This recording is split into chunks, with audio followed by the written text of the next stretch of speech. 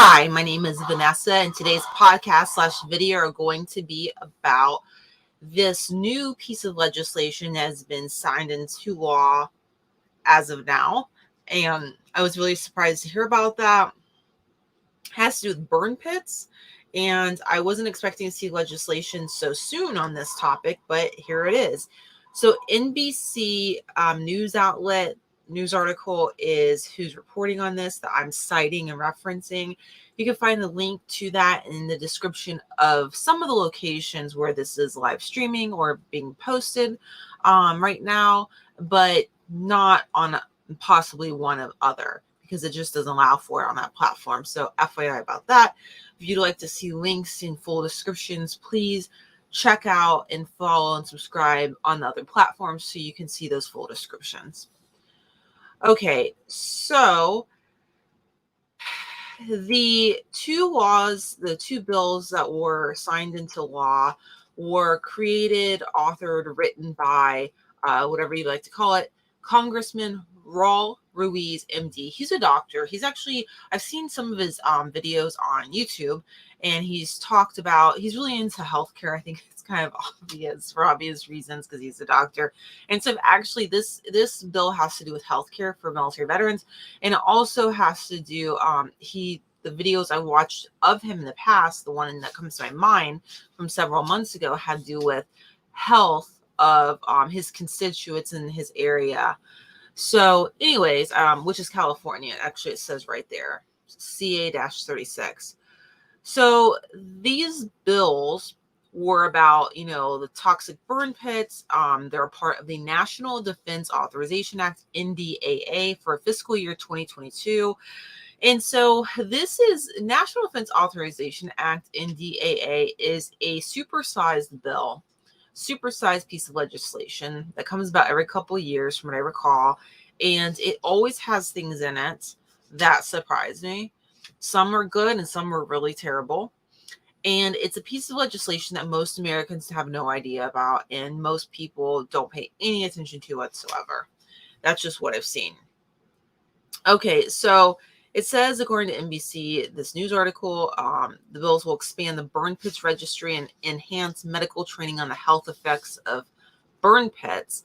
So I would really like to know exactly what on earth the training is going to look like for the healthcare providers, because if this is for, Veterans Health Administration, Veterans Health Administration, the U.S. Department of Veterans Affairs have all kinds of policies and rules and regulations and laws and trainings that, quite frankly, they pay no attention to whatsoever. So I just don't see why this would be any different, or what's going to make a difference here. I'm a little bit lost on that.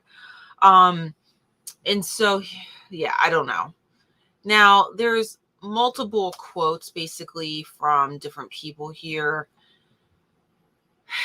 And but let's just get to the meat of it. So the two bills that are part of this law are HR 4397, the Department of Defense Burn Pits Health Provider Training Act, which requires the Department of Defense, DoD, to implement mandatory training for all medical providers working under Department of Defense on the potential health effects of burn pits.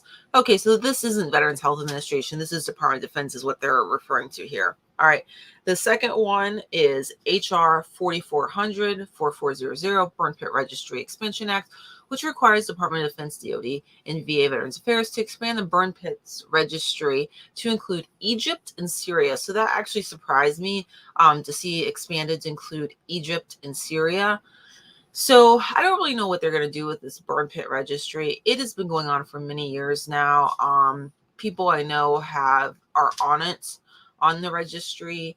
I just don't know what they're really going to do within the long term. I'm curious to see the long-term outcome of the burn pit registry. I have the burn pit registry, not just for the VA, but also a private one. A few different links actually in many of the descriptions of where my videos and podcasts are as they pertain to the military veteran community. So what I'm thinking I'm going to probably do is I'm probably going to do a video / podcast on each one of these laws, legislation, and look it up. Not going to do it here I don't want to do a 2-3 hour video. I mean, it's way too much in one sitting. And that's what will happen if I cover multiple pieces of legislation in one video / podcast. It is just way too much to cover in one sitting. Okay, so I'm just looking over the rest of this article.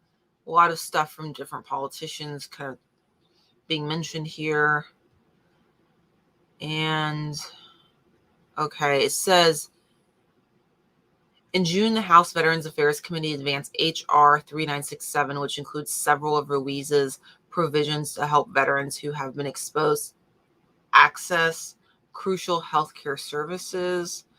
Okay, I think that's the end of the article. I think that's it.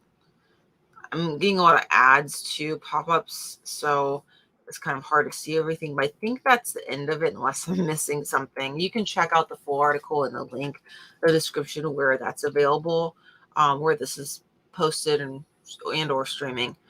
Okay, so yeah, I think I'm going to go ahead and probably do videos on both 2 or 3 of these bills, 2 that were passed and the one that's pending, it looks like, just because I am very curious about them.